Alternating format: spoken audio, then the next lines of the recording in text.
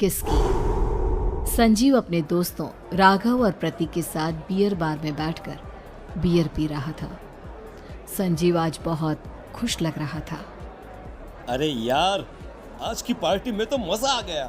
तुम दोनों दोस्तों के साथ तो मेरी जिंदगी इतनी अच्छी है कि क्या बताऊं कितनी अच्छी है। अरे भाई, अब दोस्ती की है तो जीना मरना सब साथ में। हाँ अरे अरे यार सुनो, जल्दी से एक बियर और ऑर्डर करते हैं ना, एक आखिरी, और उसके बाद ये जश्न यहीं खत्म हो जाएगा।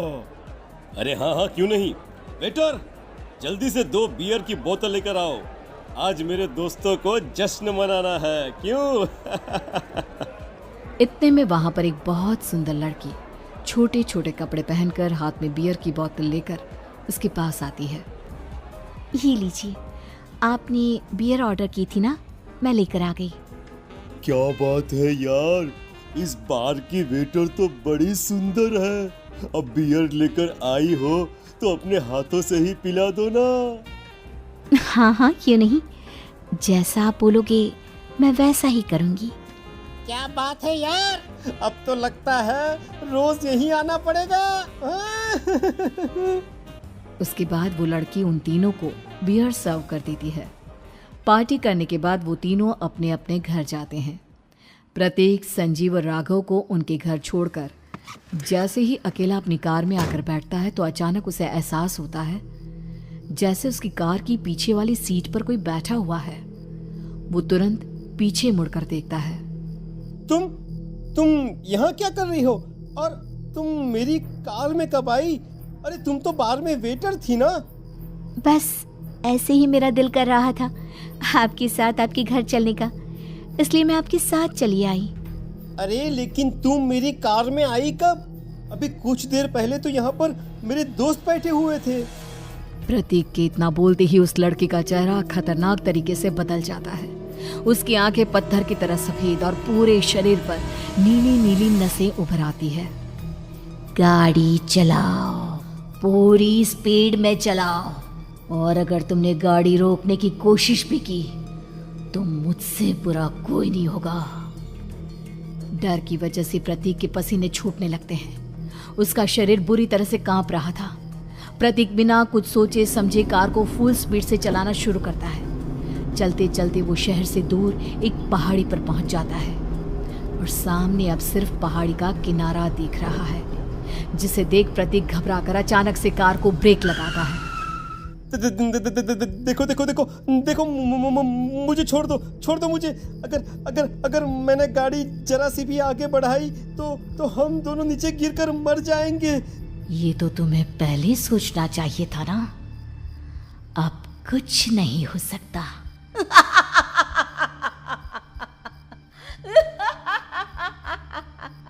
छोड़ दो मुझे। नहीं नहीं, प्लीज मुझे छोड़ दो। प्लीज प्लीज मुझे जाने दो, छोड़ दो मुझे। गाड़ी आगे बढ़ाओ। और तभी अचानक से बिना प्रतीक के स्टार्ट किए उनकी कार आगे बढ़ती है और गहरी खाई में गिर जाती है। उसकी चीखने की आवाजें चारों तरफ सुनाई देती है।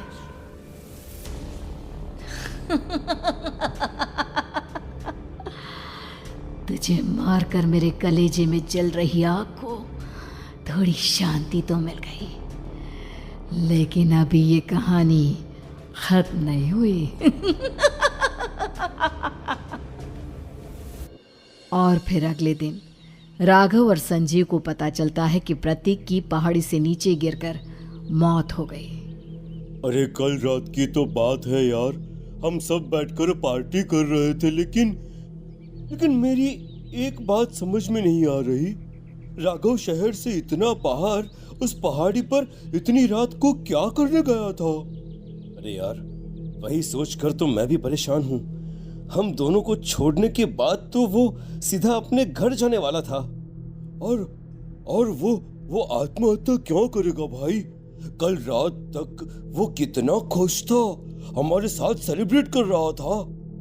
हाँ, लेकिन पुलिस ने तो यही कहा है कि प्रतीक ने अपनी कार को जानबूझकर पहाड़ी से नीचे गिरा दिया और आत्महत्या कर ली। अरे यार संजीव, मेरी तो कुछ भी समझ में नहीं आ रहा है। चल ठीक है, अब मैं अपने घर जाता हूँ। Okay, bye. राघव अपने घर में अकेला था। दोपहर का वक्त था। तभी दरवाजे की घंटी बजी। कौन है? अरे 1 मिनट रुको, अभी आता हूँ। राघव ने जैसे ही दरवाज़ा खोला उसने देखा कि सामने एक बहुत खूबसूरत लड़की खड़ी हुई है। कौन है आप और यहाँ किससे मिलने आई हैं? देखिए ना, बाहर बारिश शुरू हो गई थी, मेरी गाड़ी खराब हो गई है। आपका घर नजर आया तो सोचा कुछ हेल्प ले लेती हूँ। क्यों नहीं, आइए ना, आइए आइए। मेरे कपड़े पूरे भीग चुके हैं, क्या आपके पास टॉवल मिलेगा प्लीज? राघव अपने बाथरूम से एक टॉवल लाकर उस लड़की को देता है। थैंक यू सो मच, अब मैं चलती हूँ। अरे इतनी क्या जल्दी है? आप चाहे तो बारिश रुकने तक यहाँ पर रुक सकती हैं। हाँ। लड़की ने पलटकर राघव की तरफ देखा। नहीं, मुझे जाना होगा, मेरा काम बाकी है। और वो वहां से चली गई। उस लड़की के जाने के बाद राघव अपने बाथरूम में नहाने के लिए गया और जैसे ही उसने बाथरूम में देखा तो उसका टॉवल वहीं पर लटका हुआ था। उसने टॉवल हाथ में लिया तो देखा कि उसका पूरा टॉवल खून के धब्बों से सना हुआ है। अरे अरे ये क्या? ये टॉवल तो मैंने उस लड़की को दे दिया था। ये वापस मेरे बाथरूम में कैसे आ गया? और इस पर ये खून के धब्बे कहां से आ गए? राघव ने आईने में देखा तो उसकी गर्दन पर एक बड़ा सा चाकू का कट लगा हुआ था जिससे खून बह रहा था, जिसे देख राघव के होश उड़ गए। हाँ, अरे ये क्या? मेरी गर्दन इतनी ज्यादा कटी हुई है और मुझे दर्द भी नहीं हो रहा है। ये क्या हो रहा है मेरे साथ? राघव घबराकर बाथरूम से बाहर आया और अपना मोबाइल उठाकर उसने संजीव को फोन लगाया। संजीव जल्दी से मेरे पास आ जाओ। मुझे लगता है कुछ बहुत बड़ी गड़बड़ है, जल्दी आ जाओ। उधर से आवाज आई, लेकिन वो आवाज संजीव की नहीं बल्कि एक लड़की की थी। कुछ अजीब नहीं हुआ है, बस तुम्हारी मौत तुमसे मिलने आई थी और तुम्हें मारकर चली गई।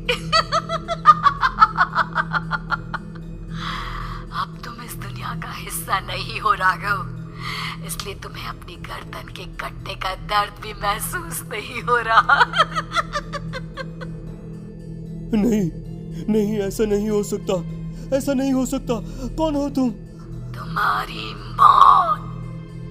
अब संजीव के पास खबर पहुंचती है कि राघव ने अपने ही घर में चाकू से गर्दन काटकर आत्महत्या कर ली। ये सुनने के बाद संजीव के होश उड़ गए। वो पसीने से तरबतर हो गया और एक अनजाना डर अब उसके दिल को सताने लगा।